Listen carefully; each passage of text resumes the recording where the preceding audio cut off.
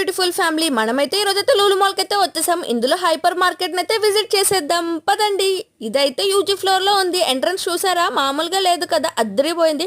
దాని తర్వాత మనమైతే ఒక ట్రాలీని తీసుకొని అయితే ఇంకా స్టార్ట్ అయిపోయాము. ఇంకా ఈ చాక్లెట్ సెక్షన్ చూసారా, మామూలుగా లేదు కదా, వైడ్ రేంజ్ ఆఫ్ చాక్లెట్స్ అయితే ఉన్నాయి. ఇన్ని చాక్లెట్స్ అబ్రాడ్లో ఉంటాయో లేదో నాకైతే తెలియదు, అన్ని చాక్లెట్స్ ఉన్నాయి.